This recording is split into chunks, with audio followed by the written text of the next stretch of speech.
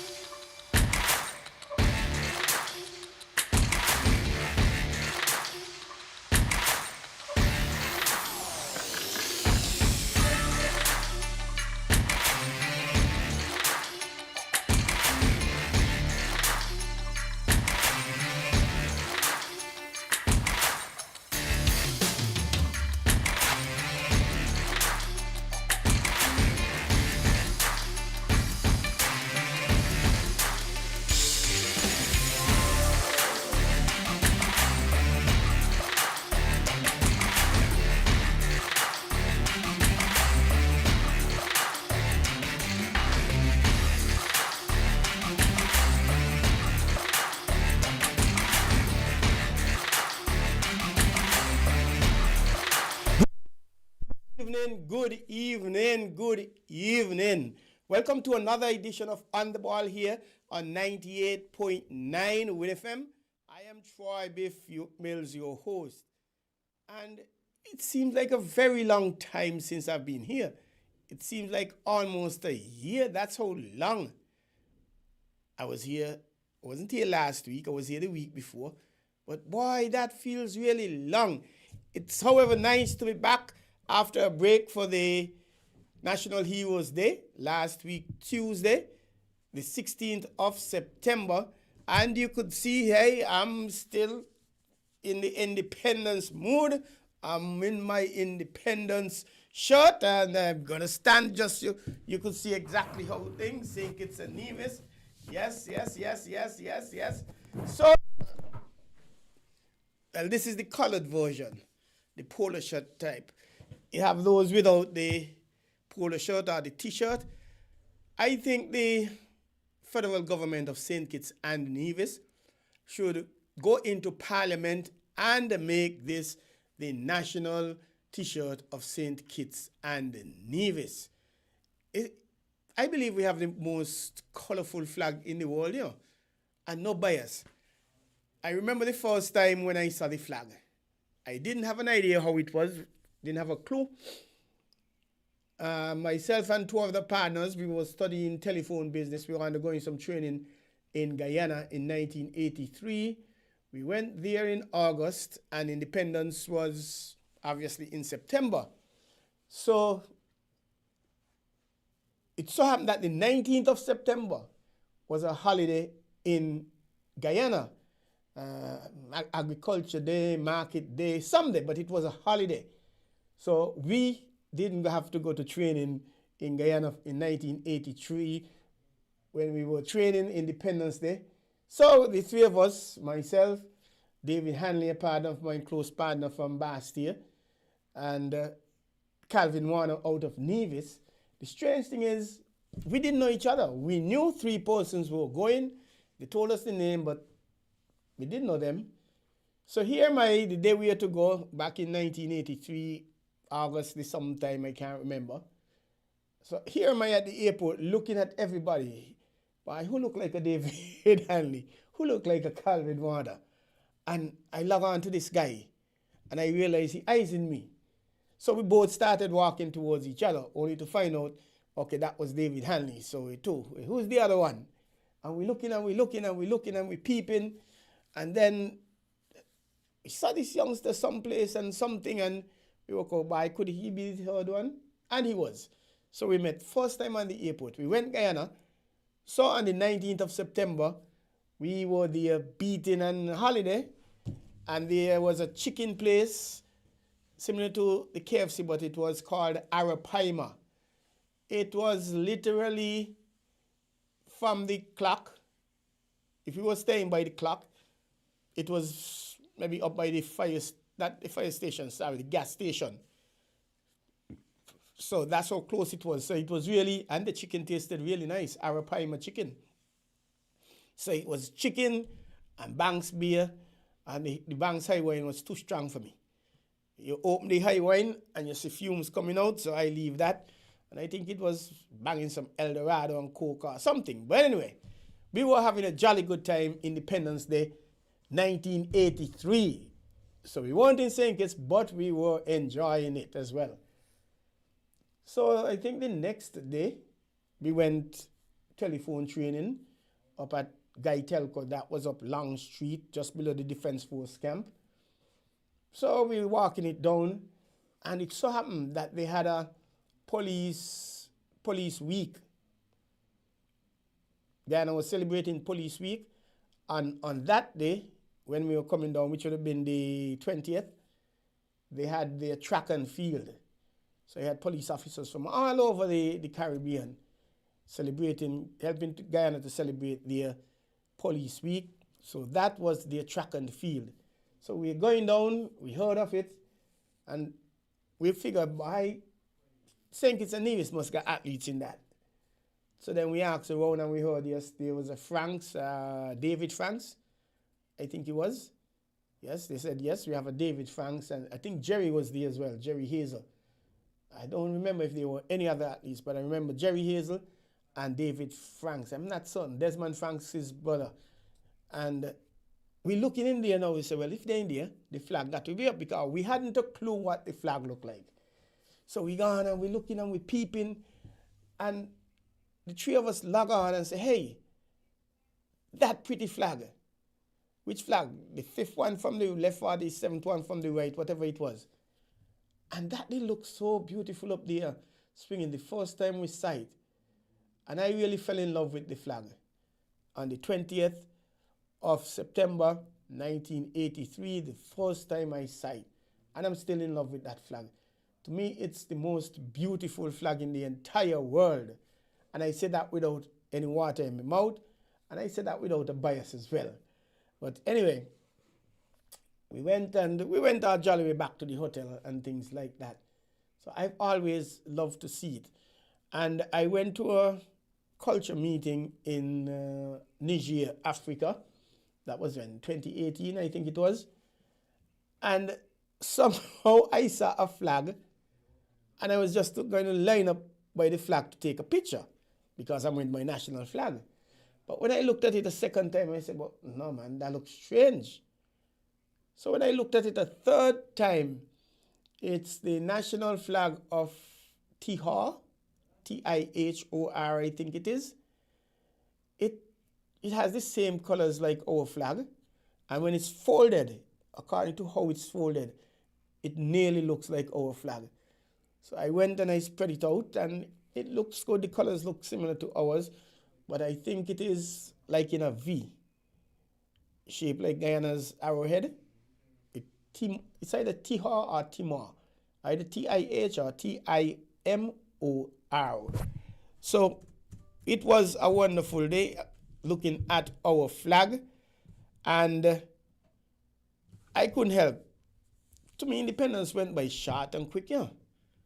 I had the privilege of hosting an event by the St. Christopher National Trust Legacy that was held on Sunday, and I thank Miss Etso Bratcher-Keynes, the Chief Executive Officer of the St. Christopher National Trust. She invited me to be the honors of the Master of Ceremony. Well, I was really a host. I can't give any jokes. I like that joke, but I can't give any joke. And that was a wonderful event. I learned quite a lot about St. Kitts and Nevis. The petroglyphs down at Fort, what is called there? Well, I'll get back to that. The cotton ginnery, and that is Bloody Point. Yeah, the petroglyphs at Bloody Point. Learned about the Buckley's uprising in 1935, and the presenters, they did a wonderful job. There was Tony Fredericks, there was Greg Pereira, there was a young lady, I can't remember her name, but she did a wonderful job with the cotton ginnery. And there was a fourth one, I can't remember, but it was the inaugural event, and I would encourage them to make it an annual event. It was just out of the world. But anyway, hey, back to On the Ball here at WINN FM 98.9. And Timor, the country is Timor-Leste, Timor-Leste, but it doesn't have it in the green. It's a red rectangle, and the arrowhead. There's yellow on the outside, and then a black, and then there's a star. So according to how it folds, you'll see the black, the star, the yellow, the red. You will not see the green, because obviously there isn't any green.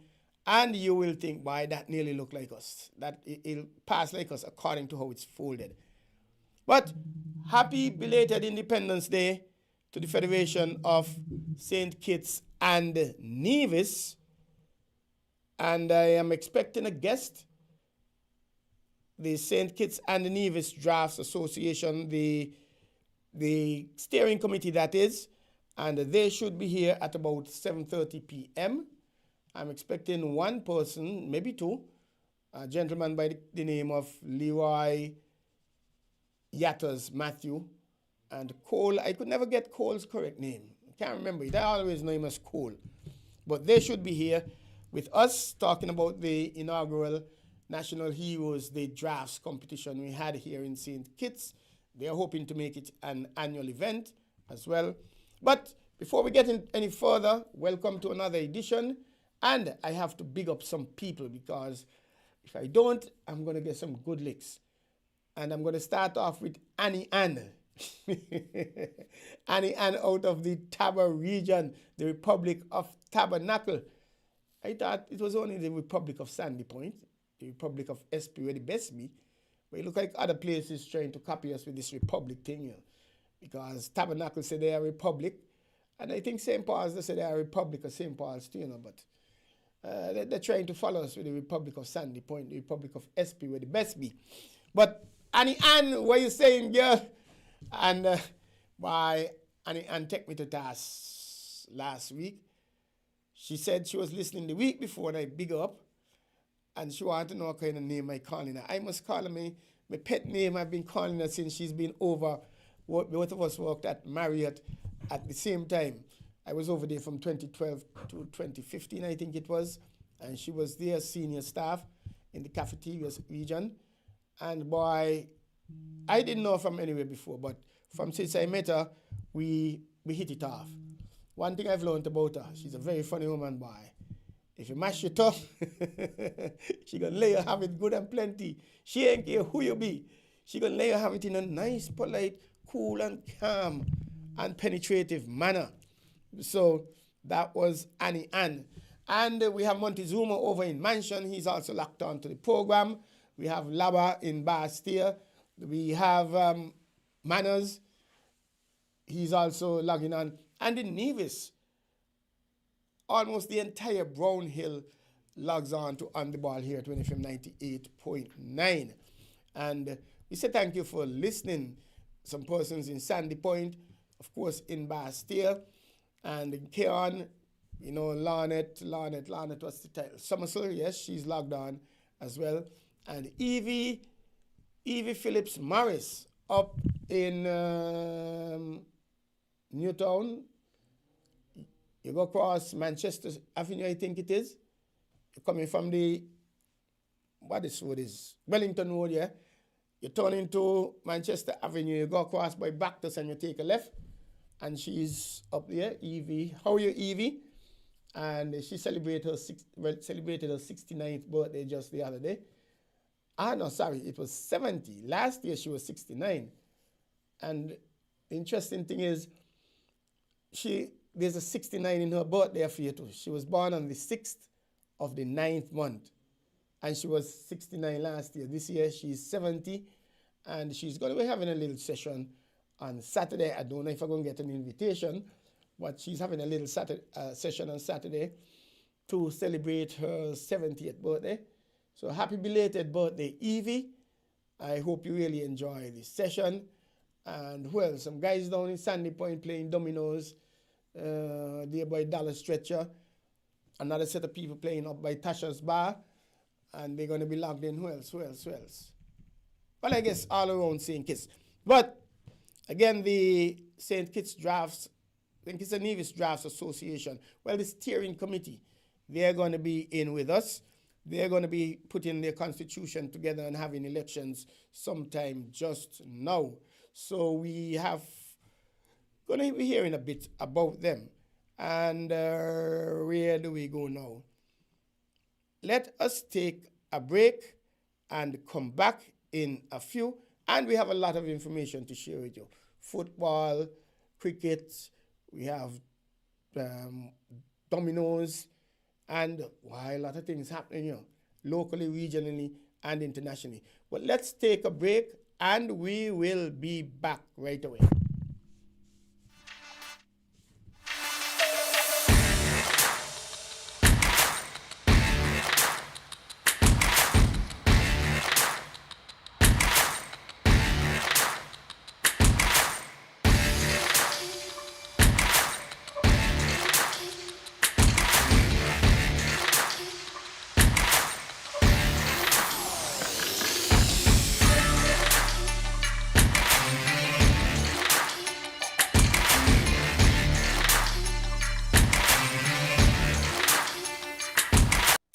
Do you want to know what's happening in sport? Tune into On the Ball, a weekly tour show which is on WINN FM 98.9 every Tuesday from 7 to 9 p.m. with me, your host, Troy Bif Mills. We will keep you on the ball with our variety of guests and, of course, your calls, discussing the facts and the stats and sharing your opinions. Get on the ball and stay on the ball by tuning into On the Ball with Troy Bif Mills on WINN FM 98.9 every Tuesday night from 7 to 9 p.m. and also on Facebook and YouTube. Be on the ball.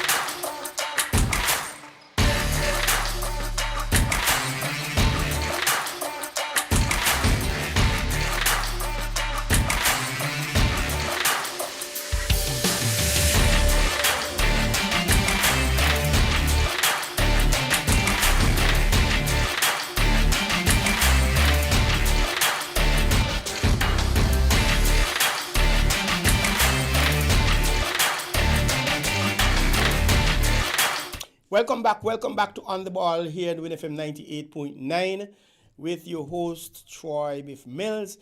Our guest is in the studio already.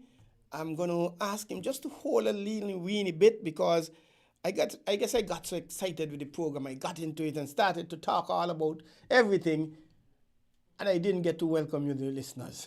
I got to be crazy, man. So welcome. And if you're celebrating any birthday today, we say happy birthday to you. If you're celebrating any anniversary, wedding anniversary, happy anniversary. And if you have achieved something, I don't know, a new hairstyle, a new fingernail style, a baby, a boyfriend, a girlfriend, or maybe if you're divorced, I don't know if that is reason to say congratulations. It is in some cases. And if you got a new bike, I don't know, we say congratulations to you on whatever you achieved. And if you celebrated birthday between last week, Wednesday, and yesterday, Monday, happy belated birthday, happy belated anniversary, as the case may be. Or if you're going to be celebrating between tomorrow, Wednesday, God's Spear, and the next week, Monday, happy birthday in advance, happy anniversary in advance. And we bigged up a few people who normally listen. Annie Ann over in Taba. By the lady love a bad sports by. I don't know if it's me she love how I do it when I present the sports. I don't know. But she says she just loves to listen to the program. And we really appreciate that. And spread the word. We are on WINN FM 98.9 every Tuesday night from 7 to 9 p.m. And we thank you. There's Montezuma, James Palmer over in Mansion. He's with us. And Manners, he's always with us as well. Laba, Curtis Cook, he's tuning in, he listens. And Curtis Morton over in Nevis, he listens as well. And the entire Brown Hill. That's one of the strong sporting communities in Nevis. We say good night. Thank you for listening. And, well, since we have the guest here, he's a little early. He come too quick, but we're going to deal with him since he's here already. He was to be here from 7:30, but he's from SP where the best be, and I guess we like to do things a certain way. Good evening, sir. Welcome to On the Ball here at WINN FM 98.9. Hi, good evening to everybody. Good evening, Mr. Mills. Thank you for having me tonight. Could you tell us, especially the ladies who are watching, who you are, please? Well, my Matthew, better known right presently as Limat. People used to call me Yadas, and so forth. I'm here on behalf of the St. Kitts Draft Association. I'm the chair of that association, and we would have just completed our draft competition. Started on the National Heroes Day, the 16th, and ended on the Independence afternoon. However, that competition, it was the first in a very long time. Even though we had a competition before, we never actually had a draft association. But today, present, we have established now a draft association. And during the program, I'll be able to tell you the plans we have and the results of the competition. We have Mr. Romeo Paris, who is the interim chairman, Mr. Leonard Herbert, who is the vice interim. Leonard Herbert is Cole. Cole. I could never remember his real name. Cole is, yeah. He is the interim vice president. Mm-hmm. And the PRO, Mr. the guy Clark, can't remember his full name. Oh, that's the farmer. Yeah, the farmer guy that sells up there in the bypass. Okay, so. And, okay, you're the interim. Yes. I did say it's a steering committee moving towards the formation of a national association. The name, I misunderstood it. I was pushing it as the St. Kitts and the Nevis Drafts Association. But you said St. Kitts Drafts Association, yes. Is it? Yes, St. Kitts Drafts Association. Oh, so the plan is to move ahead with just being formed in St. Kitts. And maybe later down the road, if divisions are interested, they become a part of it. Of course. If anybody from Nevis that do play draft, and they're interested in being a part of us. And let me first say, though, that the draft that we play now mainly is the 2020 specs, with 20 men on each side. As opposed to the big board. As opposed to the 30 board that I would have learned many, many years ago and played for many, many years too. So, but the 2020 is similar. I remember the 2020 CPL version. More challenging. You can't afford to make one mistake and you lose. With the big one or two mistake and come back and win. But it's once you're playing a good player, you make one mistake. That's it. You don't come back that easy. Well, I did with a little bit of draft. I'm not certain where he learned it, if it's down the Sandy Point police station. But probably by Tango? By Tango. When he had the shoe store there. When he first had it up under the tree on, what's that, Millard Street. Yeah. And then round at the bottom just in front of the Apostolic Faith. Yes. He was there as well. But I think I actually started learning down at the police station. Okay. Way back when, before Tango, because that's where I started dabbling a little bit with table tennis as well. Okay. And the police, when you live there, they have all these recreational activities for you to learn and not keep you bored and keep you on premises as well. So Mr. Mills is saying he's one of the grandmasters. So I accept that. Maybe by age. Competing in this competition, but I ordered a special pair of gloves, but I didn't get them in time, so I decided, you know what, let me give somebody else a chance to win. But the 30, the big board 30, you could lose a man, you could lose two men, and you could come back and win the game, if not win it right. But at 2020, you lose a man and chance, especially if you're playing a good player, chances are you lose the game just by losing one man. But 20 as opposed to not at the 30? Well, most people over the past 6-7 years has adopted the 20. It was introduced to us probably about 10 years ago. And I was skeptical about it too. I was not interested in 2020 because I learned on the 30. Everybody's moving towards the 2020 automatically. If you could play draft, you would play on the 20. 2020. And it forces you, I think, from my experiences, it forces you to think a little more. It's more competitive, definitely. And of course, a shorter time. Not shorter. And it's really interesting. And so tell us a little bit about the competition, how that went, how many players you had, etc. Well, let me first talk about the interim committee, association, whatever it is.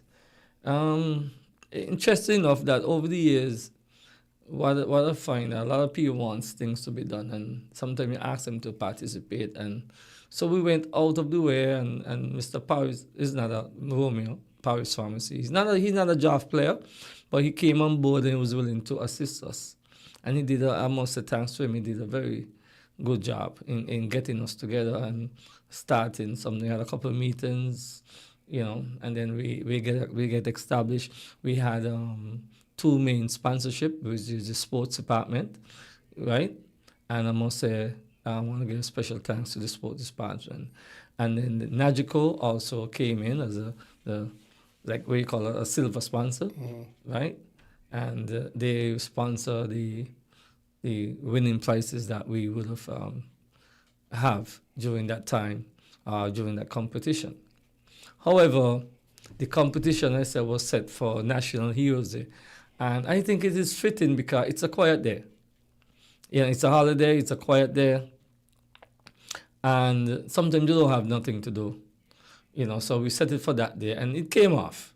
We didn't have a lot of participants because maybe people were skeptical about participating, but the prize money was very attractive, so I really was disappointed with the amount of participants. However, the amount of participants we had, it came off very well still.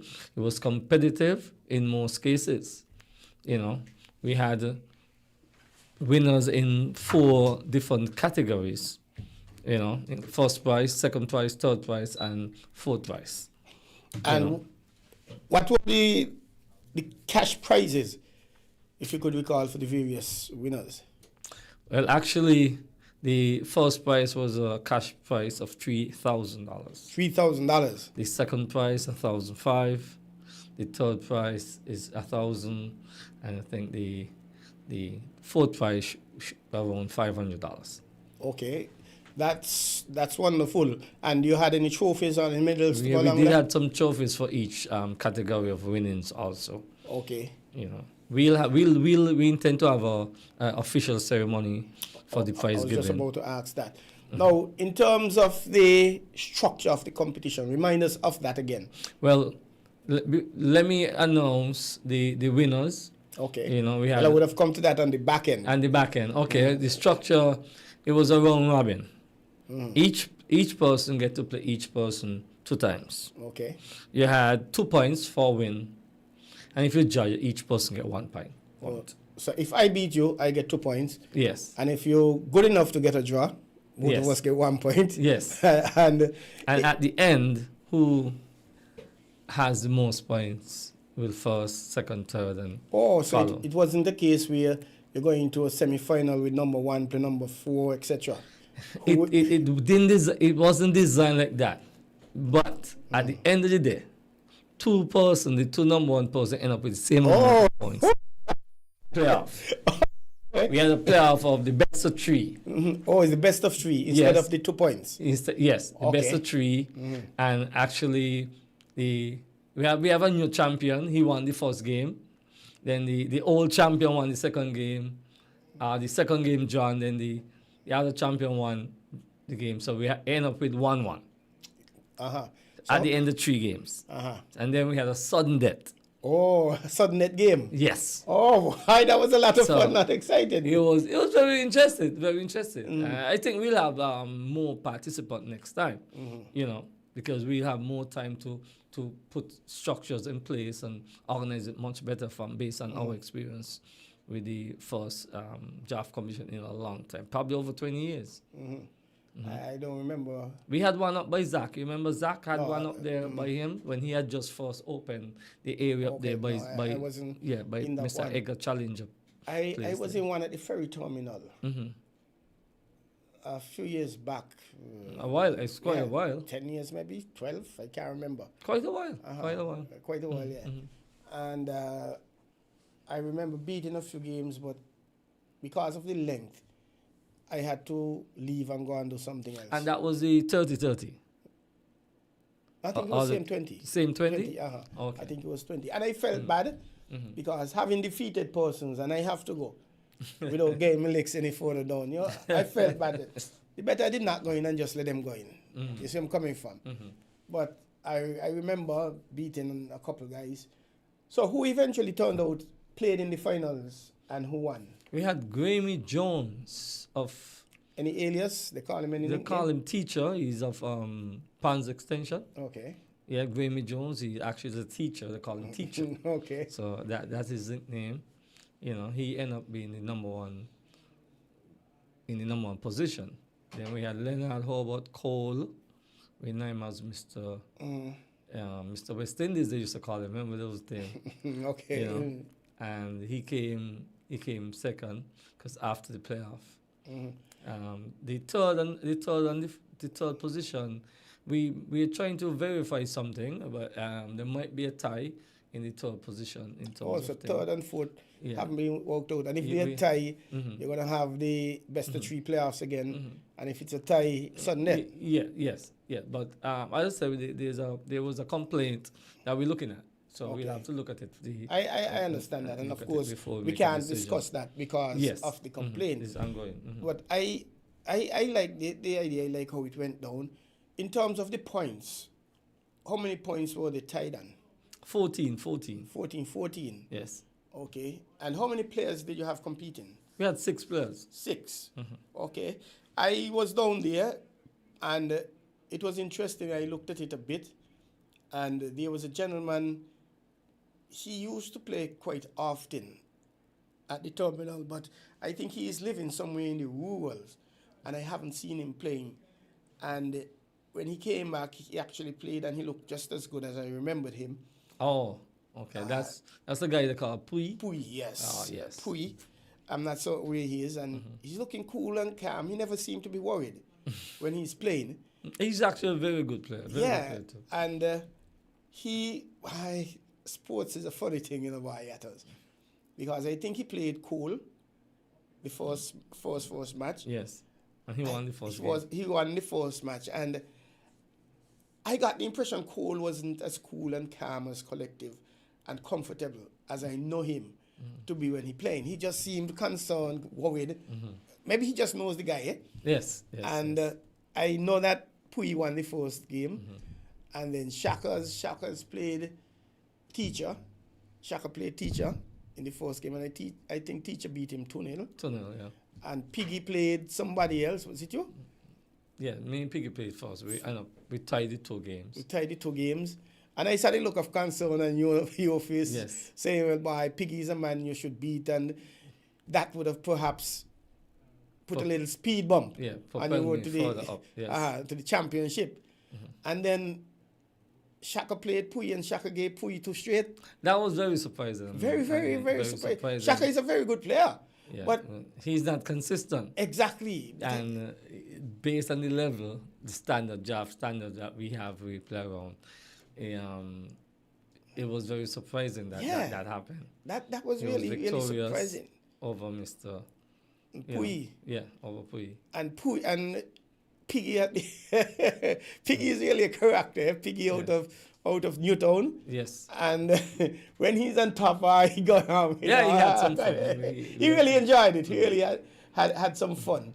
And well, yourself, your normal studious kind of playing serious. I try to keep it quiet. Yeah. And but I noticed there weren't any umpires really. Yeah, we had up one to people watching, judging, especially the finals. Okay. I was the person looking at the finals. Oh, okay. And making sure everything goes. Because you were not in the finals. I was not in the finals.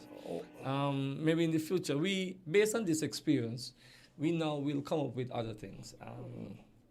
We probably have to get a constitution put in place. A draft standard.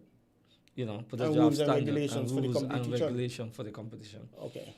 Going forward, we didn't have time to do that, and I'm happy that it went down well without any major hiccups, and concerns. But we now, based on our experience now, will put us in a better position for next year. We're able to plan more earlier, have a bigger competition, and I think that we probably should have it in a more controlled environment, which is important. You're listening to On the Ball here at WINN FM 98.9.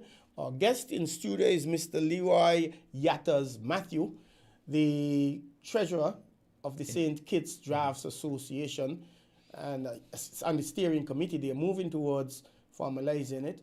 And we're talking about the inaugural National Heroes Day Drafts competition held on Tuesday, the 16th of September 2025 at the ferry terminal, West Line bus station, whatever you want to call it. And I was there a little earlier. And before you go, you can call 466-0989, ask a question, seek clarification, give a commendation of any sort, or 662-0989, 762-0989, or you can call me 668-2055. But you can also call if you're overseas. You can give us a call. In the UK, you call 033-344-0065. Again, in the United Kingdom, you can call into the program live 033-344-0065. In the USA, call 718-285-6984, 718-285-6984, 305-921-4619 if you're in Canada. Once you're in Canada, you call 305-921-4619. And of course, you can send a WhatsApp to me on 668-2055. And we say good evening to Montezuma. We know he is always logged in, and he is logged in as usual. Yet as I looked at the game, well, I didn't see any active referees or umpire. So that is why I just assumed that there wasn't any. But there seemed not to be too many, what's the word I'm looking for, altercations or situations that merited some sort of mediation. For the Well, time I wasn't picking up too much of before them. we started, we actually talked to the players and we set our own temporary rules. You know what should and what should not happen. So we already had a head start of what is expected of each player. I remember the competition I took part in a few years ago. The late Edwin Glasgow, may his soul rest in peace, of Glasgow and Associates, he was actually one of the referees. I think he might have been the head referee or head judge or whatever it was. But I remember him being there. Because one of the challenges you're always going to have with draft is the time to play. You might be a much quicker player than I am, and I need to stay on when if I play here, he's going to play there, and when he play there, I'm going to play there. Some people could process that much quicker. I might take my gentle, jolly time, but you might undo that in 5 seconds. What happened is that because of the amount of players or participants that we had, it was easy to deal with. Okay. I remember the competition we had by Zach. We had over 20 players. Wow. So it took up to 11 o'clock in the evening we were playing. Woo. You know, it took 2 days. You know, 2 days, 2 long days. But with more players, we already say that if we had over 10 players, the strategy of playing would have been different, or the competition would have been different. But anything 10 and under, if we do a round robin, you know, and then if it was over 10, there was a next way that we would have performed the competition. Zones or something like that. Each player will play 6 games. At the end of 6 games, Okay. we have a playoff. You know, but that didn't happen because of the amount of participants we did have. About what time you finished on the Heroes Night?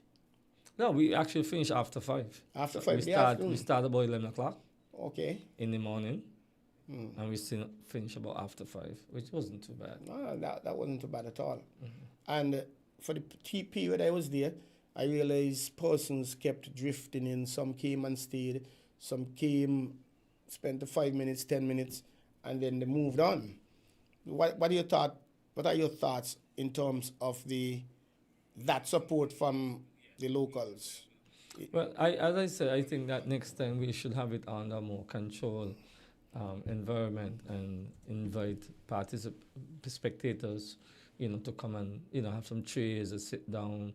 They can watch from, you know, the chairs, sit down, and maybe a barrier to separate the players Run a bar, and the spectators. Spend by some little dainties, you know, or something like get that. some entertainment, something different.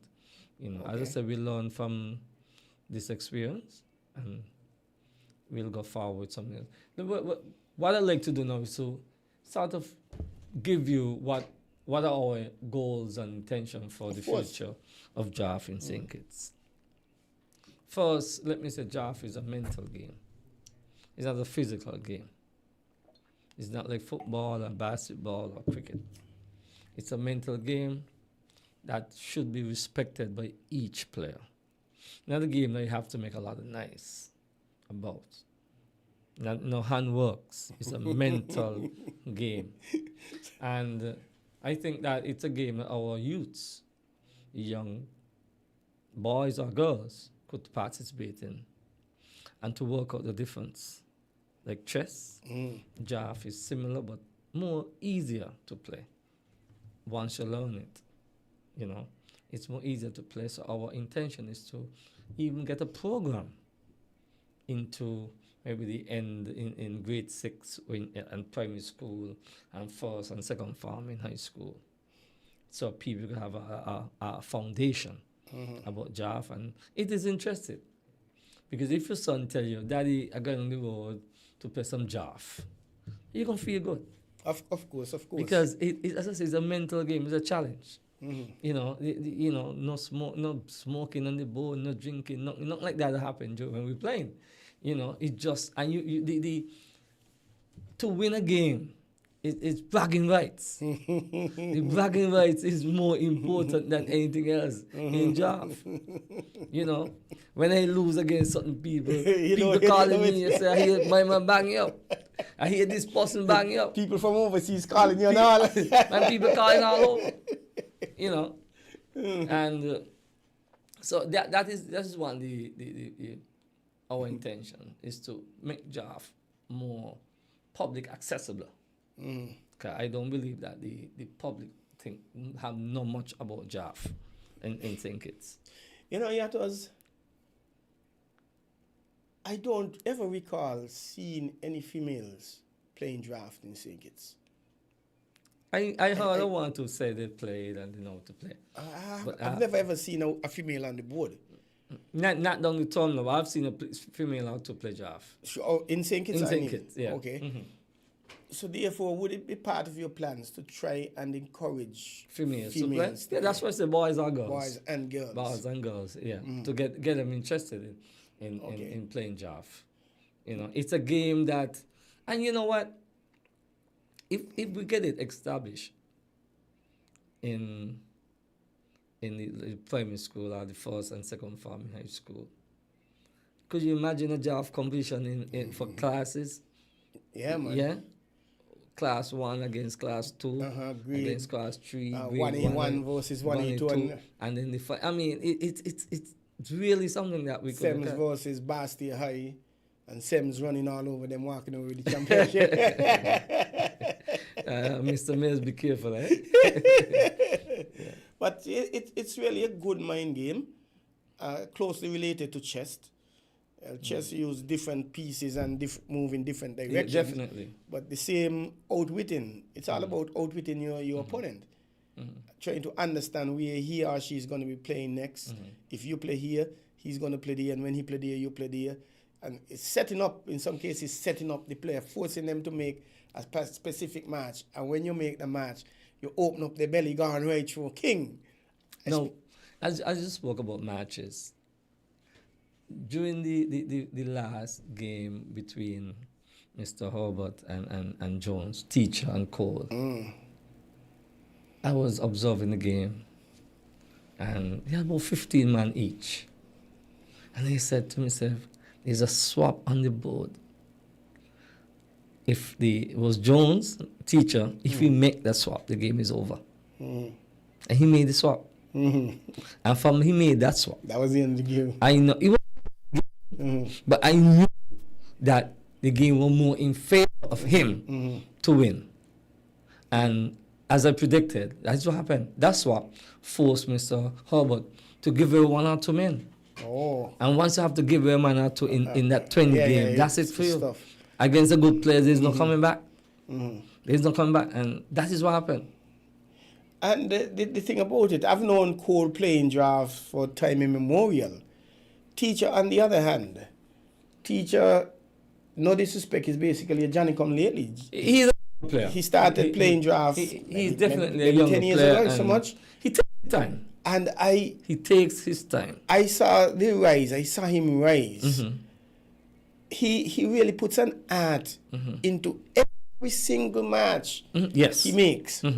He analyzes and he reevaluates, and then he even goes as far as, I don't know how far, 2, 3, 4, 5 matches he and his opponent. I remember years ago when I was just, let's say, in the big league, in the top. So are you saying you're no longer in the big league? Yeah. When I started in the big league, there was a young chap. His father's name was Patrick, and he used to call him Young Patrick. And he's overseas now. Can't remember his full name, but he used to call him Patrick too. From down Irish Town area down there. Okay. I remember he was just finished his school, just young. I mean, 6th form CFB. And the man was playing so strong. We're beating the best. And I was frustrated. All of a sudden, this man just popped up. And if he had been in St. Kitts, he probably would have been the number 1 player in St. Kitts for a long time. You know? And, well, I don't think I remember him. But I've always heard about this gentleman, Peter Meme, his soul rest in peace.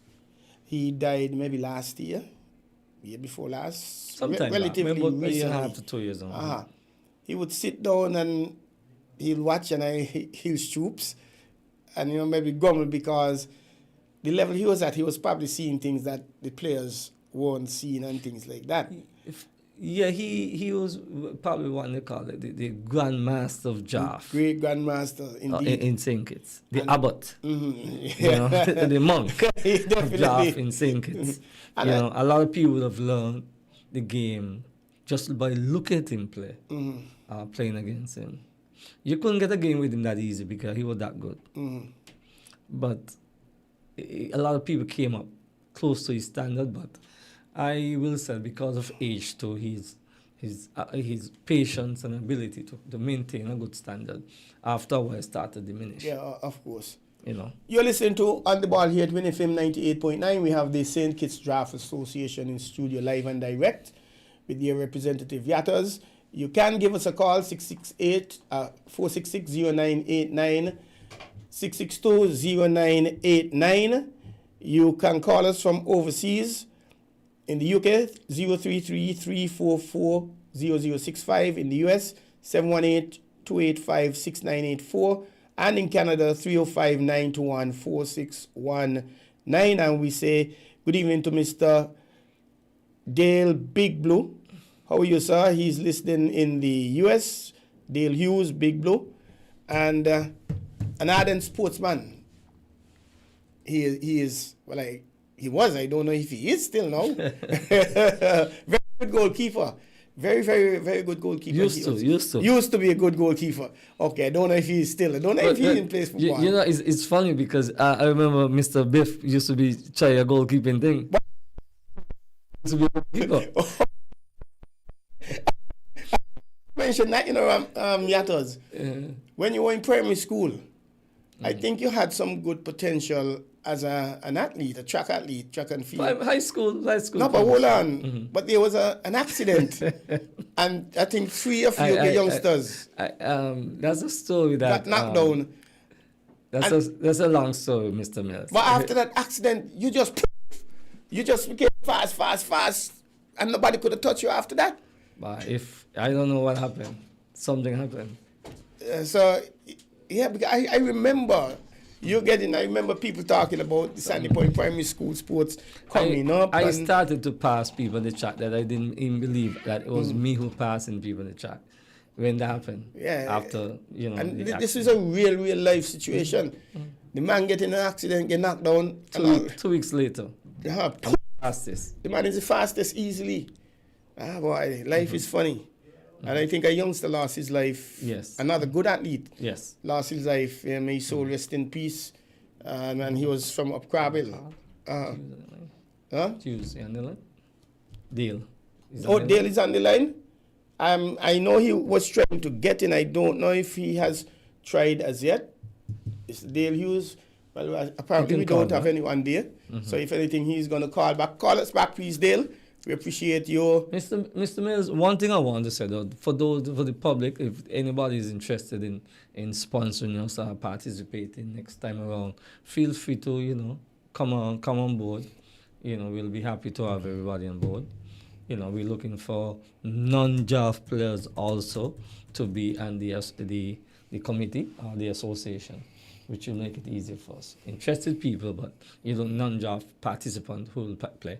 So it'll make it easier to make decisions and so forth. People don't feel like you're biased and, when it comes to the competition. In terms of Sugar Mass, are you guys thinking about perhaps putting on a competition for the Sugar Mass? Maybe that's a good idea. That's something we can probably look at for the future. I'll probably discuss it since you bring the idea. Maybe have a Sugar Mass competition and he was the competition. And who knows, you might get some people from Nevis in it as well. Some people from overseas. He has a lot of draft players overseas. Oh, yeah, who might be home for... Yes, and definitely also there's Trinidad. Trinidad has a strong draft associations, more than one associations. They have competition. They have one of the best set of people in the world that plays draft in Trinidad. They have an annual competition. As a matter of fact, Mr. Cole Hobart was invited. He would have participated there. He went already? No, he is scheduled going. to go. He's scheduled to go by maybe Friday. Okay. And so forth. He was invited because he sometimes used to attend. Okay. I just want the public to know that he was not selected From from the committee at the association and from the competition. to travel from the It competition. was a special invitation from the organizers in before. Trinidad. Mm-hmm. And they're free to do that. Yeah. And then because of the lateness of it, the competition close to that time, what we could do now for the next year, the present reigning champ Could attend. could attend. Okay. Could attend. So just in case anybody feel that we thinks that we are sending him, it's not nothing like that. Everything was already in motion. And Yatters, we have a caller on the line, and you need to don your headphones so you could hear. Good evening, caller. Welcome to On the Ball. It seems like we took too long to come there, Yatters. We should have been attending a little earlier. But you can give us a call again, please, caller. We appreciate your calling, hearing your views and your involvement on the ball here at WINN FM 98.9. Something that was mentioned. Let us go live. Good evening, caller. You're live on the ball. Thank you for calling. Yeah, good night, Mr. Troy Bif Mills, and to your guest, Mr. Yatos. Good evening, Mr. Big Bill. I mean, nice hearing you all on the program, man, because in reference to the job association, I am not a job player. I only played that during the summer vacation and that kind of level, but good to know that something good like that going on, you know. Wonderful, thank you. Yeah. Yeah, you touch on the goalkeeping thing, man. I mean, I remember begging again with Quaville, but you know, I just couldn't come and show a bit, man.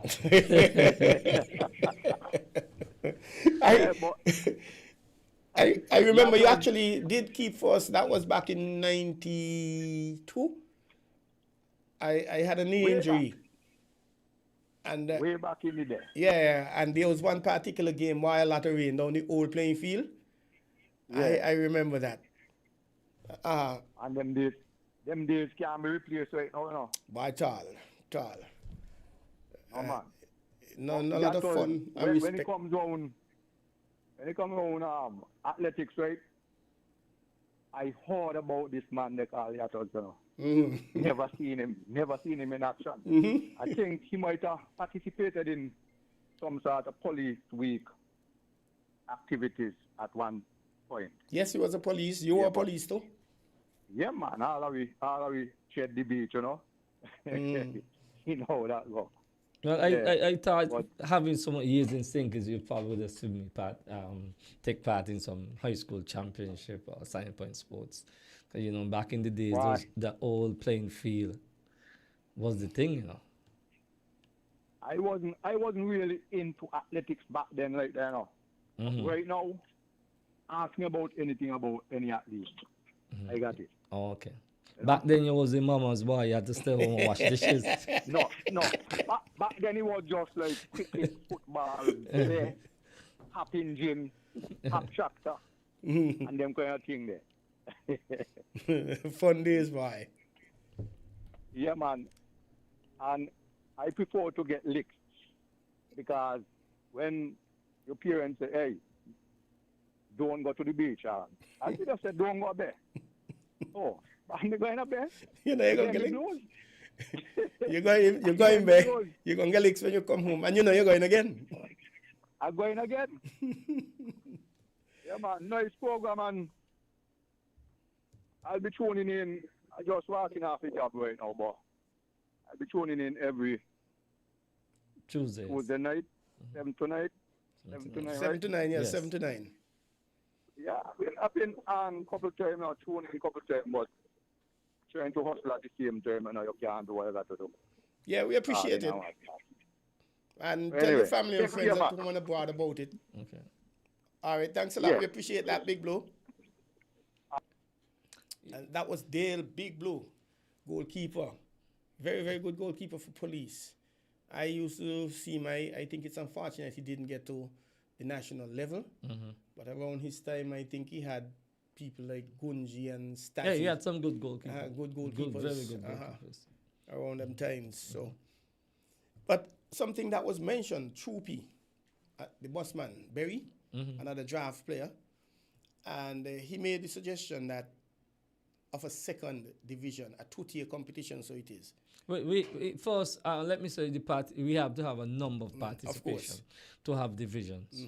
We based on, as we build and go up into thing, we have maybe A and B division, our first and second division that we could class, that we could separate the top 10 from the bottom 10, to play. Well, I'll occupy the bottom of the bottom 10. Give you guys a chance, and I'll walk my way up accordingly. Yes. Mr. Mills, as we talk a little bit about sports and so forth, it's really amazing that St. Kitts, for small island, 68 square miles and roughly 40,000 people, the amount of sporting activities, facilities that we have, and they're underutilized. And you don't maintain them. Some people cry out and say, oh, you don't do this, you don't do that. You try to maintain them, some people destroy. And for some reason, we need more community involvement in getting the community youngsters more involved in sports. I remember that we used to have a volleyball competition in Sunny Point, basketball competition, football competition, netball competition, cricket competition. Sunny Point was one of the leading sports community. And I'm not saying so because I'm from Sunny Point. I'm saying so because that is where I have my experience. And there's none.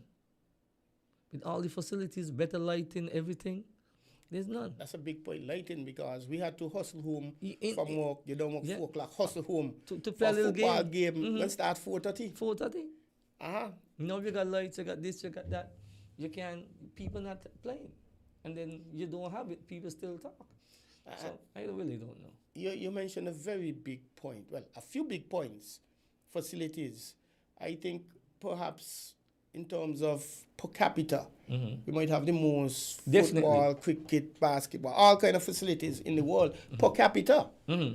Because just about every community has in a basketball, maybe not a football and cricket, but basketball and netball courts. And a football facility as well. There may not be a lot of cricket, but football. And from what I'm hearing, the Department of Sports, they are suffering tremendously because there has been tremendous vandalism in 1 or 2 of the facilities, the pavilions as we call them, and especially I think it is over in the Tabernacle region. Persons are breaking the doors, breaking the windows, but not only that, going with the toilets, going with doors and things like that. And I cannot see the rationale, and it is painful at us, because these things are meant for not just me and you. They're meant for our children, our grandchildren. We want them to stay away from crime. And these are the things to do that. And we should be grateful for that. And when you look at cricket, in the Leeward Islands, there are only 2 countries that could host West Indies under-19 competition, Antigua and St. Kitts and Nevis. And we even have more facilities of a higher standard than Antigua. I remember, and that is so true, but I remember that when the Sign Point team, when we had a good league, we had like maybe 6-7 teams within Sign Point itself. And we entered the national football league. To get a better team, there was giving the Sign Point team priority over the local teams. And I said to the organizers, y'all killing the football in Sign Point. the league come first.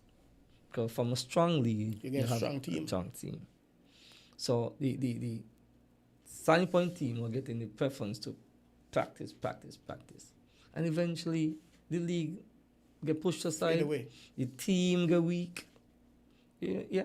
The team got weak and we couldn't stay in first class. I mean, we were bullied in the second class. Once we got first class, we dropped back down.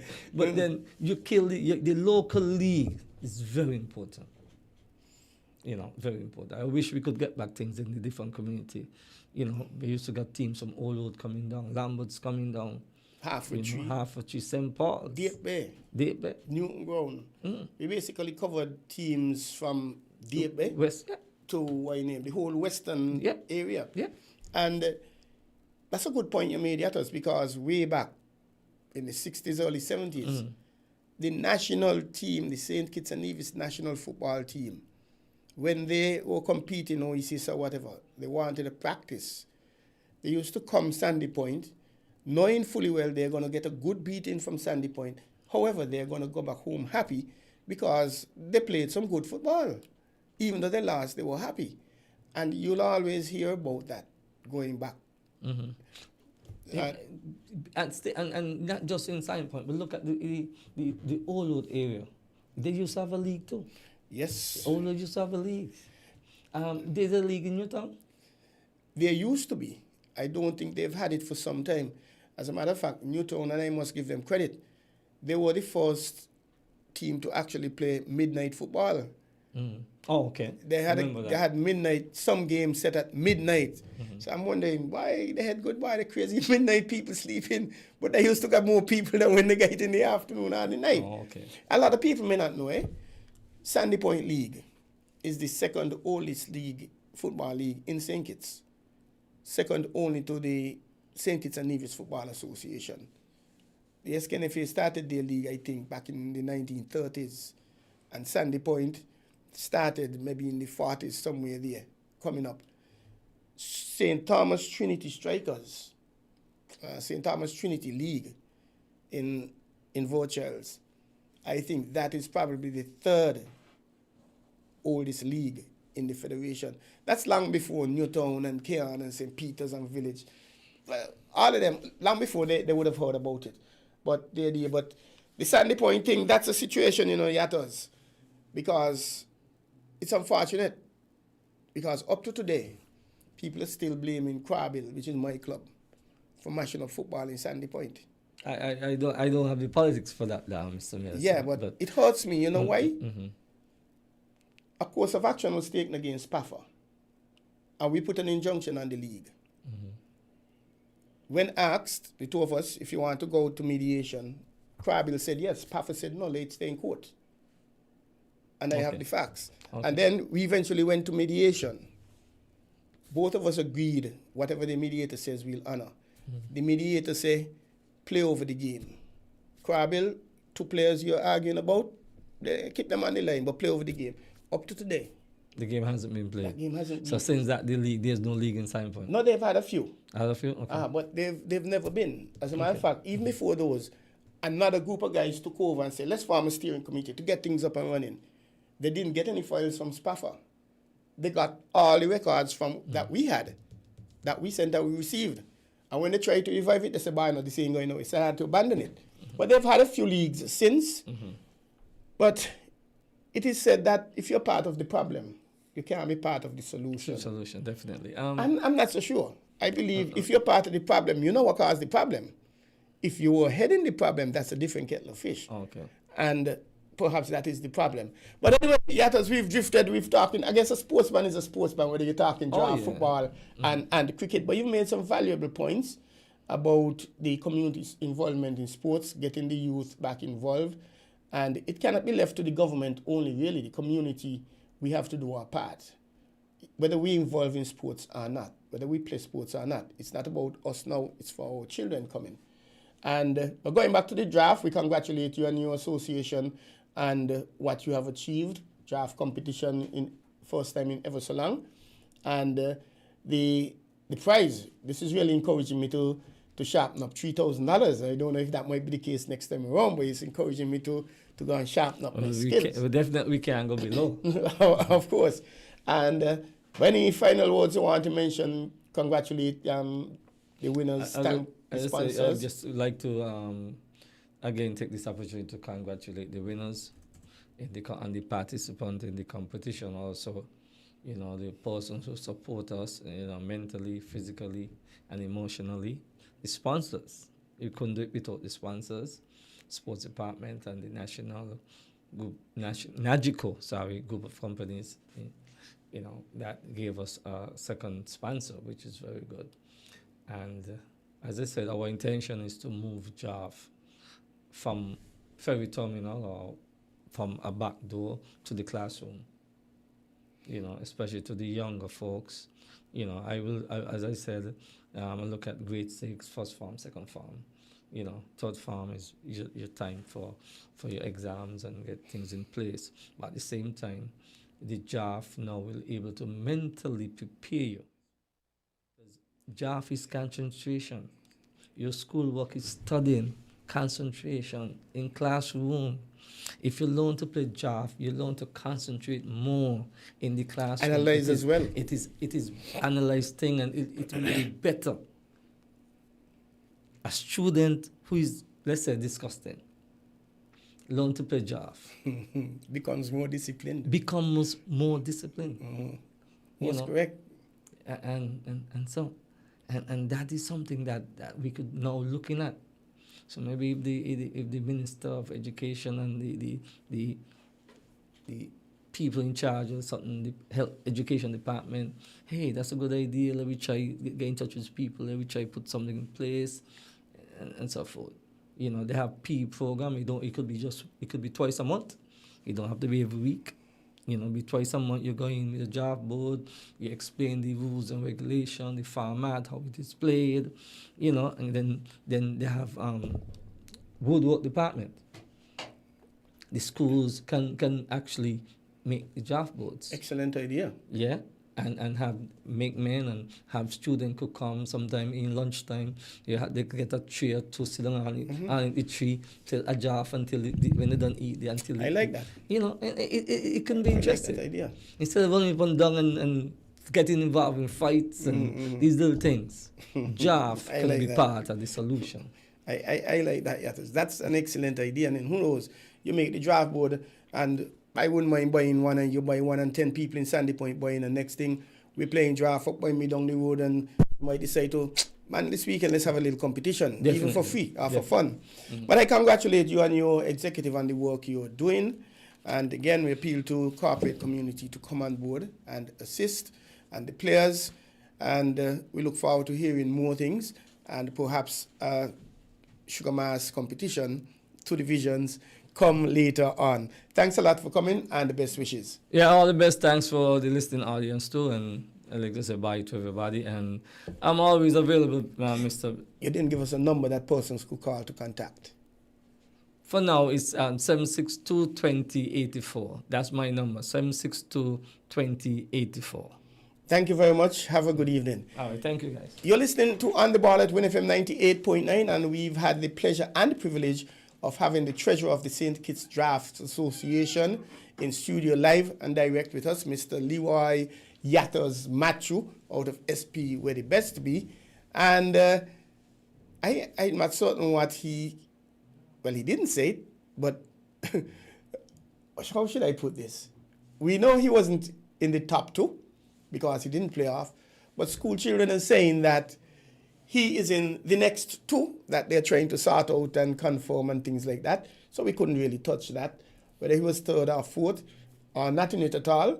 And we'll probably by the next program. But stick and stay. Don't go away. We're going to have a break. We're taking a break right now, and we will be back. We have another 40 minutes to go. We still have a lot of sports to tell you about. So stick and stay. Don't go anywhere. We will be right back with On the Ball.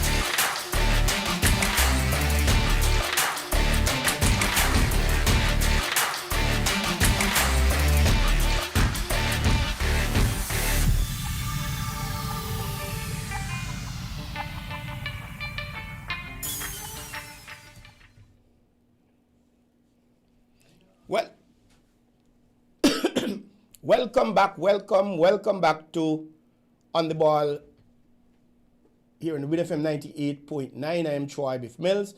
Again, you can call in at any point. We have had the St. Kitts Drafts Association, and they're trying to get the act together. Steering committee is in place, and we thank them for being with us. We have football to talk about. We have cricket to talk about, and football, all kind of things happening in football, Jack Warner, USA, etc. in cricket. However, a reminder, you can give us a call, 466-0986 or 662-0986. You could also call us if you're calling from the UK, 033-344-0065. In the USA, 718-285-6984. And in Canada, 305-921-4619. Good evening again to Annie Ann over in Taba. Annie, I hope you ain't gonna sleep, leave me, I hope you ain't abandoned me, leave me high and dry. And Lornette Somerset down there over there in Keon. And Evie Morris up there, up by Bractus Shop and Manchester Avenue. I think maybe the whole thing called, I don't know. And we have Manners, we have Curtis Cook, we have Labba. Over in Nevis, we have the entire Brown Hill locked in. And good evening. And again, we are live and direct. We are up and running. You should be hearing us at this moment. You are hearing us at both sides of the island. We have done some changes and some improvements, so you should be hearing us. Give us a call and let us know. Give me a call. In fact, you could WhatsApp me, 668-2055. Let us continue. We're going to hit the local scene and hit it hard. And we are going east. We're going over by the man Montezuma, the James Harris T20 Cricket League, which is a softball league, WINN ball. That is it started last month. No, it started in June. Actually, yes. Just after the music festival, just before. And they've been going for the last few months. And on Sunday the 21st, there were 2 games. Games are played on Sundays over at the Mansion playing field. Front Street won the toss, and they decided that Christchurch, you are going to bat first. Christchurch were 90 for 7 from their 20 overs. Eldon Huggins, he had 21, Leon Clark, 16, and Garfield Charles, 12. I think Garfield Charles played for St. Kitts and the Nevis a few years ago. Did he captain St. Kitts and Nevis? I think he captained the under-19 team. I'm not certain about the senior team. He was a police officer. Very nice little cricketer. And the bowling for Front Street Limers, Akeem Smitten, 2 for 26. Alfonso knocked them down. Hendrickson, why you don't come and play by knock them down? You're playing cricket for 50 years now, 60, 70, 80 years since I know you. Time to come and play, man. And he was 2 for 13. Utibe Brown, Quincy Taylor, and Kennedy Natural Hazel picked up a wicket apiece. I wonder if it's the natural, the actors guy from up St. Peter's. I don't know, maybe. In reply, well, I think nobody told Limers that the game was continuing. So Limers went to Lime. They had 90 to make, but they only made 67. They didn't get anywhere close. 67 for 5 in their 20 overs. Kennedy Natural Hazel, 27. And Alfonso knocked them down. Hendrickson, 20. But I can't tell you, come and play when you're making ones and taking wickets still. Why? So, for the bowling for Christchurch, Leon Clark, 2 for 7. Sherman White, 2 for 27. And Zen Pension, 1 for 22. I think Sherman White needs to be given a special award of some sort. I think he has played for the most cricket clubs in St. Kitts. Almost every competition, he is there, playing for somebody. And therefore, Christchurch, they won the match by 23 runs. We're going to have to get in the second game, Tabernacle, they won by default over Lodge ECCB. I don't know what happened there, but Tabernacle, they were able to get on top of Lodge, or maybe they freed them. So Lodge ECCB decided, boy, no, we can't come. We're not going to be coming next time around, not this time around. So that was the case. Next edition, we're going to have the points tables for you and the fixtures. I know Montezuma, he's going to set me up on both of them. And we must thank Montezuma for giving us the stats. He does a wonderful job with that. Thanks a lot, Montezuma. We really appreciate it. You giving us the information. And the competition is going down nicely. I have to get one of my chicks. I don't know if Annie would do the honors. Dropping me over there one of these Sundays to look at the match. Annie, I hope the sweetheart don't get in any trouble. You don't get in any trouble with your sweetheart, not mine. According to old people, I'm free, single, and disengaged. And, oh yes, well, Montezuma, he's still there listening. He said, yes, natural, he is from Monkey Hill. And that is good. And let us look at something here. Yes, okay, yes. My technology. Montezuma on top of things, I think he set me up with the points table he just did. Now in Group A, there are five teams in Group A. Young Guns, Tabernacle Jaguars, Backstreet, and Lodge. Young Guns, they're the defending champions. They're the only team to play 4 points, and they have a perfect record, winning all 4. So they have the points. I think it's 2 points, so they have at least 8 points. Tabernacle in second, winning 2, losing 1. So they are going to be 4 points. Young Guns 8, I think. Tabernacle 4. Jaguars, they've won 1, lost 2. So they are third. Backstreet, they've also won 1, lost 2. However, the Jaguars, their net run rate is, they have a run difference, or they're doing run difference of -80, and the Backstreet is -113. Lodge, they also have a perfect record, they lost all 3 matches. So they're yet to get a point. In Group B, we have 4 teams: Christchurch, HMP, Front Street Limers, LA, Saddlers, Master Blasters. And I like the fact that HMP, they are competing in this competition. To me, that's a very good thing. And if you look at the tables now, Christchurch, they have a perfect record. They've won all 3 matches, so they're on 6 points. HMP, they've played 4 matches. The only team in Group B to play 4 matches, and they're in second, which is a very good thing. They've won 3, they've lost 1, so they have 6 as well. Their run difference is -6, while that for Christchurch is 12. Front Street Limers, they've won 1, lost 2. LA, they've also won 1, lost 2. Both teams have 2. This is interesting. Both teams have 2 points, but the run difference for both teams, it is the same, -1. So I think Montezuma, perhaps, who scored the most runs, that would be the next criterion.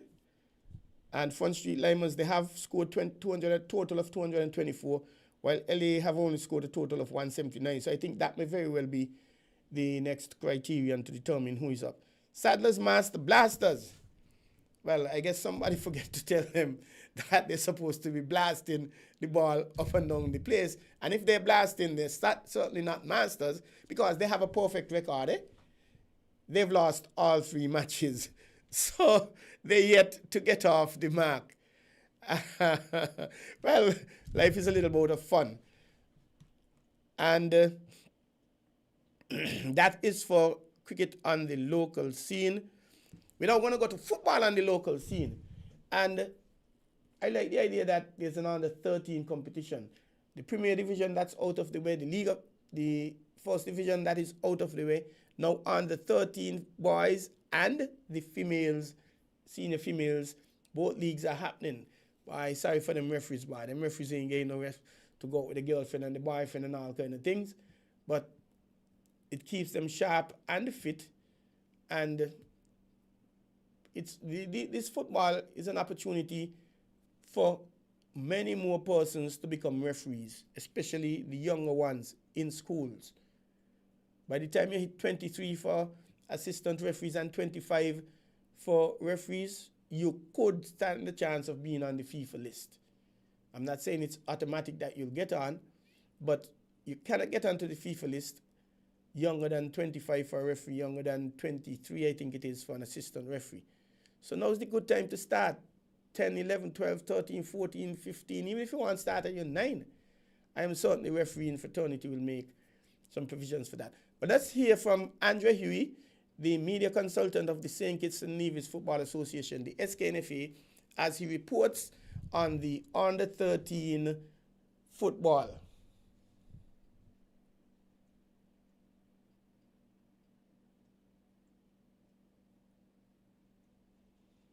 Just give us a sec. We'll have it up and running.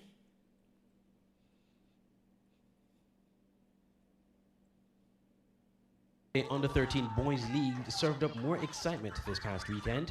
Deer Bay Young Stars produced a thrilling comeback after trailing 3-1 in the second half, rallying to secure a 3-3 draw at the National Bank Group Technical Center on Saturday, September 20th.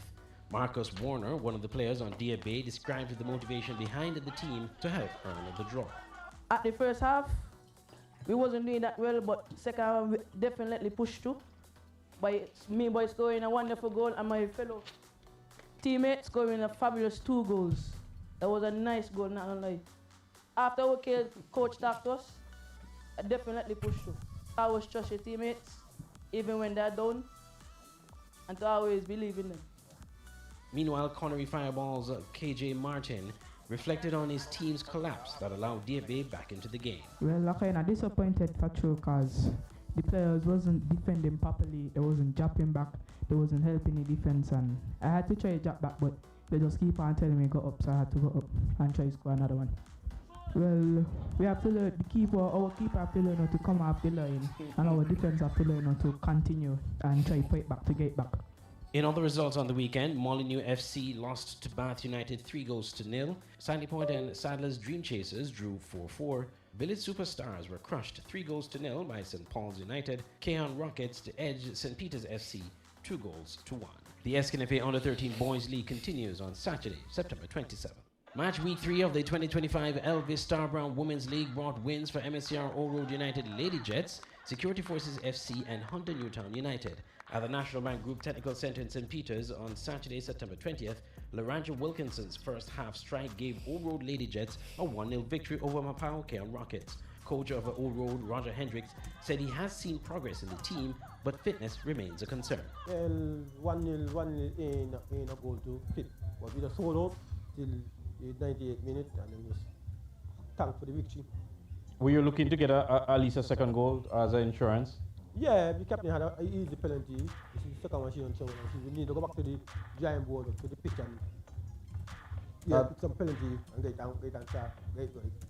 The last time we talked, when you played against Newtown last week, you did say that you have to work on fitness and a number of other things. And thank you very much, Andre Huey. Somebody just actually pulling up and what's that. Take our kind of pitch. Lastly, how are you going to manage some of the injuries that you had tonight? Then we just go to do recovery and then come back for the next game on Wednesday. Despite the loss, coach Tyrone O'Loughlin said he's encouraged by the team's start to the season. Well, we come with a teamwork thing, but it didn't work tonight because most of the girls had injury. I wanted to start with some players, but they come a little late, so had to force me to play with some injured players. So I think that one big turnout because Miss Bali was strategy. I noticed tonight you had a lot of injuries as well on the field. How are you going to cope with that for the rest of the league? Well, we're going to get them rest and let them know the injuries, and next game might see a lot of younger players then because most of the seniors are injured, so they have to do a lot of rest. Talk about the improvement of the team. I mean, a year ago, 2 years ago, going up against Old Road or Newtown, it would be a one-sided affair, but tonight it was very tight and very, close. Well, tell you the truth, I'm very satisfied how we have played these two teams, Newtown and Old Road especially. We always hold them, whether we beat them or draw, at the beat us in a small margin, like before they used to get some at a big margin, 5-0 and everything. So I'm very satisfied with the improvement of them. On Sunday, Hunter Newtown United dominated Hot Springs Bath United with a commanding 5-0 win at the Nevis Athletic Stadium. The fixture between Security Forces FC and St. Peter's Blue Angels was not played as St. Peter's was unable to field enough players, handing Security Forces a default victory. Thank you very much, Andre Huey, for that report. And congratulations to the youngsters, the winners. And those who are not winning, you still could get on to and end up being the champions.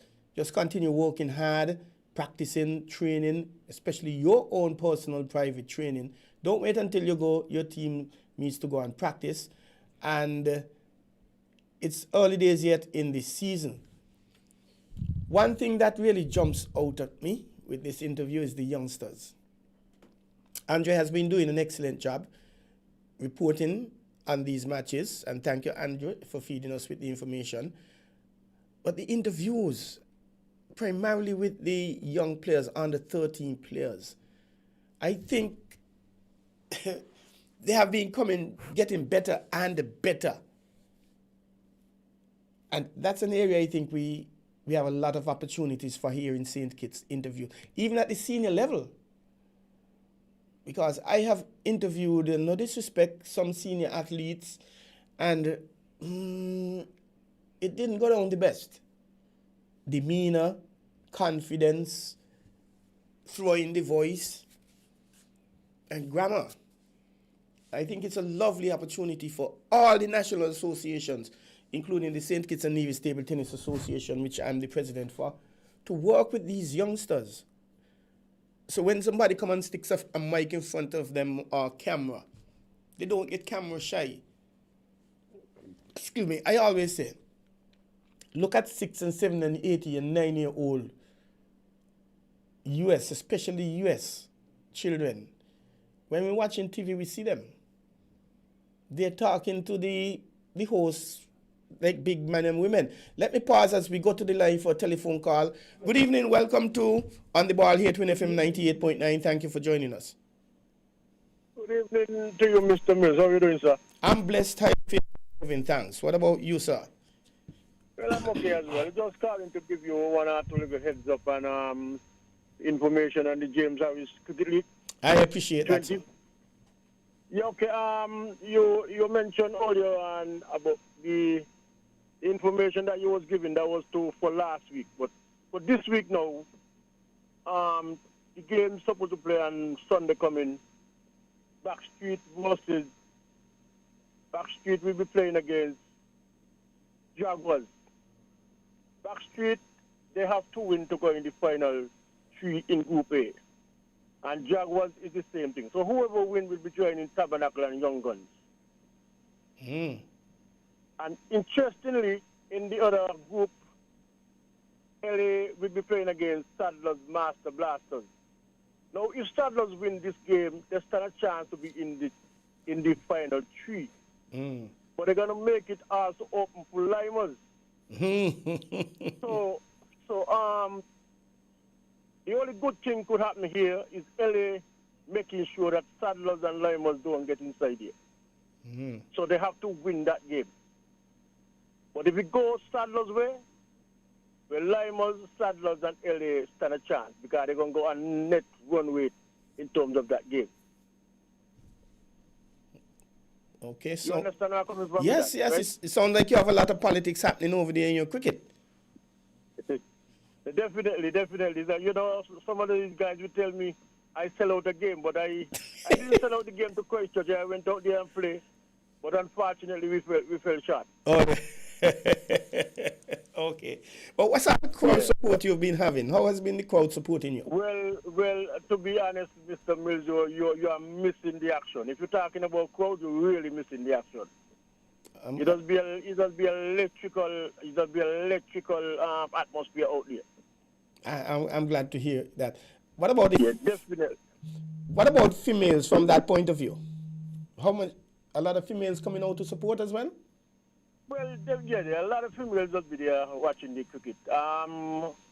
For us, for Sunday, we had one of the top females that normally play cricket in St. We had Kiku playing for the Front Street Line. She started last year playing for us. Unfortunately, she only played one game this year because she was overseas. Right? She's back now. So she get to play on Sunday. And we buying the sushis again? That's Kekul Hanley. She's from the Shadwell region. Shadwell area, yeah. Yes. Wow, I didn't realize you have females playing actually. And Novel McCall, his sister played for Backstreet couple weeks ago as well. Oh. So one or two females does be involved. Christchurch also have the pensions.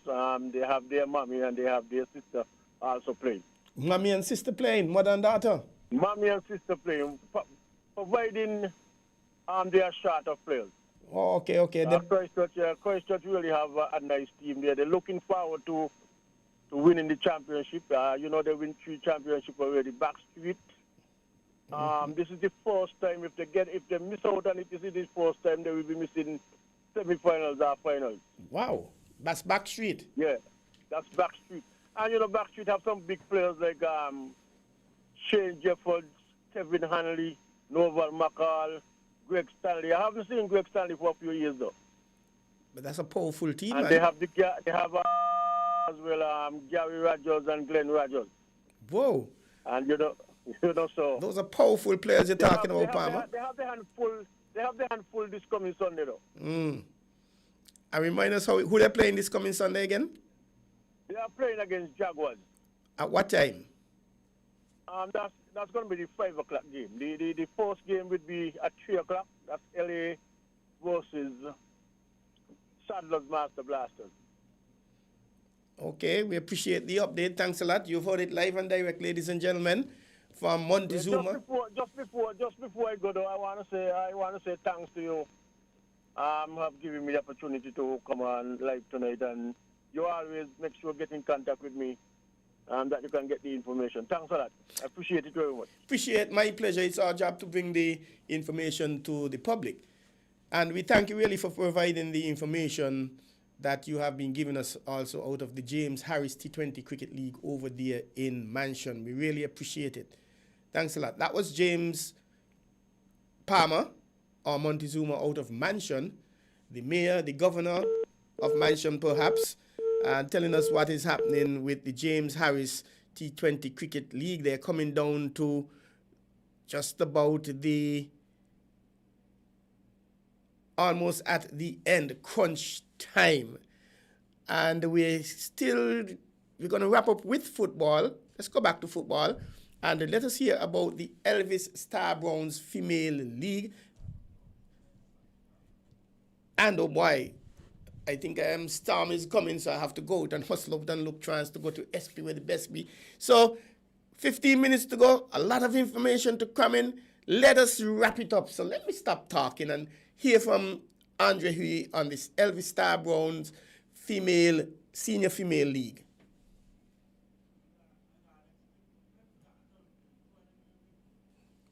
We're going to hear the second script now. We had the first one with the under 13. Okay, while we get that organized, we touched about let's go with cricket. 2 females from the West Indies, they have actually been selected to do the ICC World Cup, which is happening shortly. And the 2 umpires are Jacqueline Williams, she's out of Jamaica, and Candace Laborde.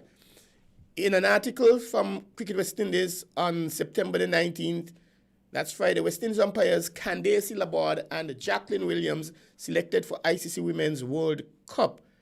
Coming from St. John's, Antigua, CWI congratulates Candace Laborde and Jacqueline Williams on their selection to the Emirates ICC panel of match officials for the upcoming ICC Women's World Cup, set to take place in India and Sri Lanka from September 30th to November 2nd.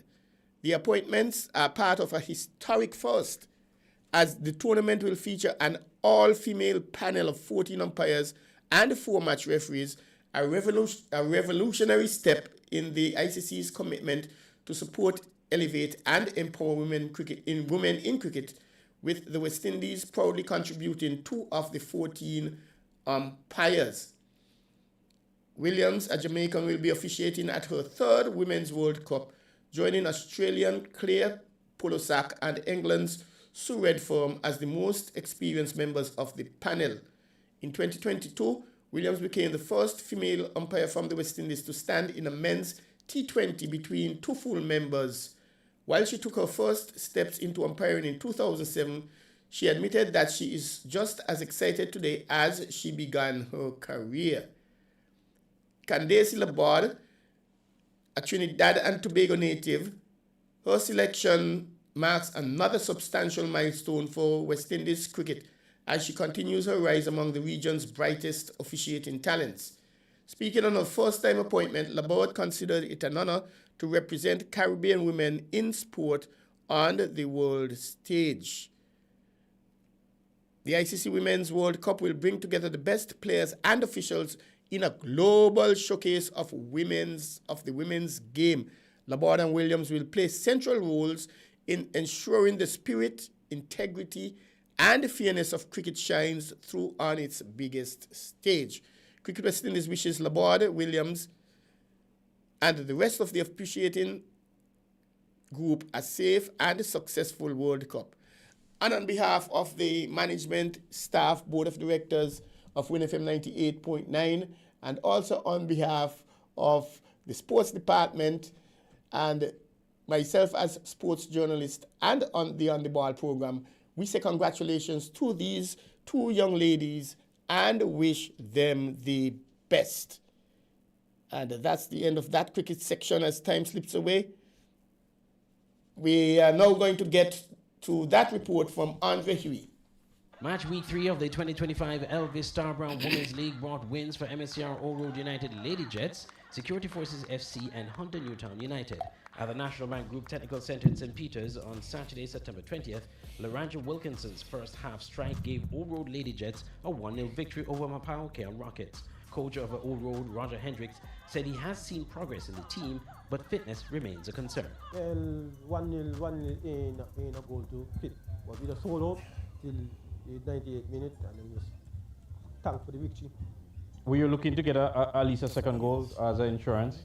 Yeah, the captain had an easy penalty. This is the second one she on show. We need to go back to the drawing board, to the pitch, and pick some penalty and get right. The last time we talked, when you played against Newtown last week, you did say that you have to work on fitness and a number of other things. Did you see some improvement tonight? Yeah, we see a little improvement. We still got kind of thing. I see somebody actually pulling up and what's not. We still got kind of thing. Lastly, how are you going to manage some of the injuries that you had tonight? Yeah, we just go to do recovery and then come back for the next game on Wednesday. Despite the loss, coach Tyrone O'Loughlin said he's encouraged by the team's start to the season. Yeah, we come with a teamwork thing, but it didn't work tonight because most of the girls had injury. I wanted to start with certain players, but they come a little late, so had to force me to play some injured players. So I think that's one big turnout because it missed Bollywood strategy. I noticed tonight you had a lot of injuries as well on the field. How are you going to cope with that for the rest of the league? Well, we're going to get them rest and let them know the injuries, and next game might see a lot of younger players then because most of the seniors are injured, so they have to do a lot of rest. Talk about the improvement of the team. I mean, a year ago, 2 years ago, going up against Old Road or Newtown, it would be a one-sided affair, but tonight it was very tight and very, close. Well, tell you the truth, I'm very satisfied how we have played these 2 teams, Newtown and Old Road especially. We always hold them, whether we beat them or draw. At the beat us with a small margin, like before they used to get a big margin, 5-0 and everything. So I'm very satisfied with the improvement of them. On Sunday, Hunter Newtown United dominated Hot Springs Bath United with a commanding 5-0 win at the Nevis Athletic Stadium. The fixture between Security Forces FC and St. Peter's Blue Angels was not played as St. Peter's was unable to field enough players handing security forces a default victory. Thank you very much, Andre Huey, for that report. And we say congratulations to the winners. Now we have just a few more items to drop on you. And I cannot step away without dropping this article, which is hot off the press, really hot off the press. And we're going to football, actually, on the regional scene with an international flavor. Warner walks free. High Court ends extradition battle. And this is according to an article on the Daily Express out of Trinidad, a newspaper. And it's done by Ricky Ramdas 3 hours ago. Just 3 hours ago, that's how hot it is. It's now official.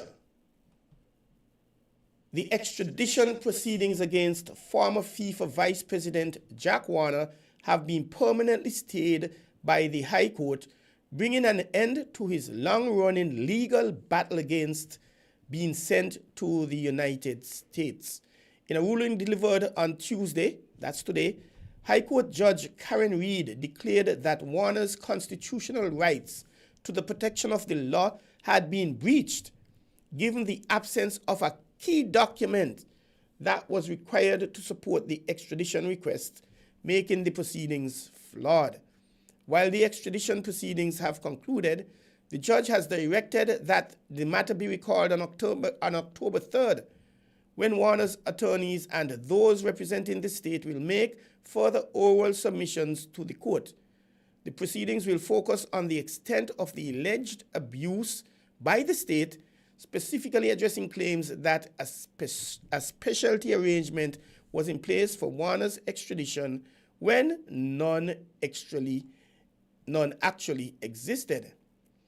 These submissions are to assist the judge in preparing a fully written judgment.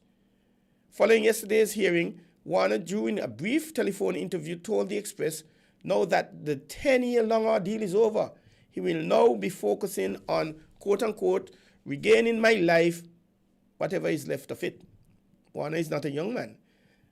I quote, "I have been going through this struggle for 10 years. The state presented 15 lawyers, 7 of which are silk, senior counsel that is. I want to thank the Lord, and I want to thank my team of attorneys led by Fayyad Hussain, Rishi Dash, Sasha Bridgman Hansing, and Anil Miraj. Like I said, for the past 10 years, this has consumed my life. So now I want to regain my life, whatever is left of it. I want to regain my life," end quote, said Warner. And this is something really interesting. I am wondering, though, if that is the end of it. Apart from going back on October 3rd, the judge is saying that a particular document wasn't included in the entire package for trial, for consideration for trial, etc. So I'm now thinking, if that document is produced, what does that mean for Mr. Warner? If it means that they will reopen the case, they will have a fresh trial again, or the document is of no moment and will be of no moment, so therefore it will not be considered any further. I don't know. I'm not certain what the October 3rd is about as well. That, I just saw this a few minutes ago, and I thought it was necessary to share.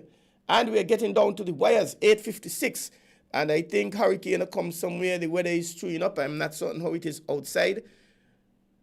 But there have been some nationals of St. Kitts and Nevis who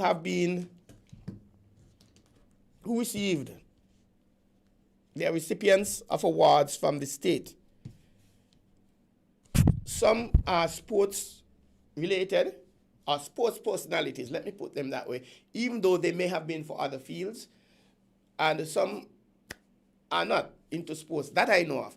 I am going to, however, call out all of them and indicate those who I believe have been involved in the sports arena. In terms of the Companion of the Star of Merit, CSM, who do we have? We have Pastor Leroy Benjamin Sr., and all of these got the Star of Merit. I think he's from Lodge. He lives a few years in Sandy Point. Goldwyn O'Kanes, he's from Dayton, I believe, but he has been worked in ZZ. He was the manager of ZZ for quite some time. Dr. Jerome, forgive me, I didn't say what they were for. Pastor Leroy Benjamin Sr., religion and spiritual leadership. Goldwyn O'Kanes, public and civic service. I guess that includes Calypso and MCing as well. Dr. Jerome Thomas, agriculture. Lydia Thompson Claxton, sports. I think she is out of Nevis, very strong in netball. William V.A. Hodge, education and academia. I don't have to remind you that he's from SP, where the best be. Lauzine Williams, education and academia. She is from Newton Ground. I think she played netball way back when in her early days. And again, I don't have to remind you that she taught at the then Sandy Point High School. And I had the privilege of being a student at Sandy Point High School when she was teaching. She didn't teach me, but I had the privilege of, as soon as I left school, going back to Sandy Point High School to teach with her. Dorothy Clark, education and academia. If I'm not mistaken, she is related to me by my father, my late father's side. She is the wife of Earl Clark. And we know what Earl Clark did when it comes to sports in the Federation of St. Kitts and Nevis. Franklin Weatherman Dorset, law and justice and sports. Well, it says sports. He played football. He played for police. He worked in Sandy Point for a few years. He played football for some teams in Sandy Point. I can't remember who, maybe Saho. I think Saho was one of them. And Crabble used to beat up Saho. And referee, he was a FIFA referee, a member of the Referees Association. He is the current chairman of the Referees Committee for the St. Kitts and Nevis Football Association. The second set of awardees received the Medal of Honor, or MH. Meredith Charles, Security and Defense. He reached as far as the Deputy Commissioner of Police back in his day. Joya Walters, Health and Medicine. Pastor Clive Saunders, Community Service and Religion. And he's from SP, where the best be. He currently hosts a program on ZIZ on Wednesday nights. And he was the president for the Sandy Point Basketball Association a few years back. Medal of Honor. Trevor Marty Huggins, sports. I am really proud of this. I think this is long overdue. But I told people, say better late than never. I first came across Marty in the maybe 1980, when there was the first youth basketball league, National Youth Basketball League, put on by Barman Hanley. And thank you, Barman. Good night. Barman is listening. And he also sent me the flag of Timor. He heard me when I was speaking about it. And it really looks like it, except the green. Thank you very much, Barman Hanley. And Trevor was playing Marty, playing for who it was, Dorset Hitters, I can't remember. But I was with the Sandy Point Rockets. Well, I was warming the bench, that is. Etsa Bratcher Keynes, Community Service. She is the current CEO of the St. Christopher National Trust. Washington Jeff Rates, Business and Entrepreneurship. He's out of the Molyneux region. I think he's the proprietor for Freights Bakery, if I'm not mistaken. Lennox Water, we call Business and Entrepreneurship. We call him Laban, out of SP, where the best be. He played football for Ali City. He was the president of the Sandy Point Football Association at a point. Steadway Douglas, Sports and Community Service. Now I could talk about Steady for forever. He played cricket for St. Kitts and Nevis, the St. Kitts national team, that is. I don't know if it's right to say he was a pace bowler or he had a long run. Steady, I'm just taking a cheap shot. And he played cricket in Sandy Point as well. He is currently a senior groundsman or curator for the pitches we have in St. Kitts. And CPL has indicated that they have always been getting good pitches, the best, perhaps the best in the Caribbean. He's also a referee assessor. He was a member of the referees committee. And we say congratulations to all of these recipients. If I'm not mistaken, Curtis Morton Jr., he received the award from the Nevis end. And we're not Curtis, a sportscaster. He goes all around videotaping, sending reports to all the media houses. Congratulations to all of these recipients, and well-deserved. We wish you well. And we're hoping that next time around, we'll hear some more sportsmen and sportswomen on it. And as I now have to leave, I thank you very much, ladies and gentlemen, for tuning to us. Annie Ann over there in Taba. I hope you stayed with me to the end. And it was a real pleasure bringing the information to you. These 2 hours slipped away, really, really short. And I thank the listeners, I thank the callers, and reach out to the corporate community for sponsorship of this program On The Ball, as well as our daily sports package, which is heard immediately after the 6 p.m. major news, and a rebroadcast at 7 a.m. in the morning, heard after the rebroadcast of the news. We thank you for joining us, and we look forward to being with you again next week, Tuesday, God's Spear. As I leave, I must remind you, always be patient when you are driving. If you're not patient, you will become a patient. You may become a patient, and in some cases will, and it may be worse. Please don't drink and drive. If you're driving, don't drink. If you're drinking, don't drive. The life you save or the life you take might very well be yours and or your loved one or loved ones. Always be positive in your thoughts, in your words, and in your actions. Have a good night. Have a good rest.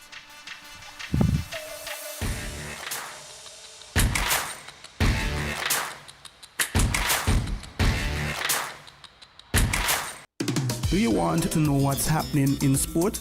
Tune into On The Ball, a weekly tour show which is on WINN FM 98.9 every Tuesday from 7 to 9 p.m. with me, your host, Troy Bif Mills. We will keep you on the ball with our variety of guests and, of course, your calls, discussing the facts and the stats and sharing your opinions. Get on the ball and stay on the ball by tuning into On The Ball with Troy Bif Mills on WINN FM 98.9 every Tuesday night from 7 to 9 p.m. and also on Facebook and YouTube. Be on the ball.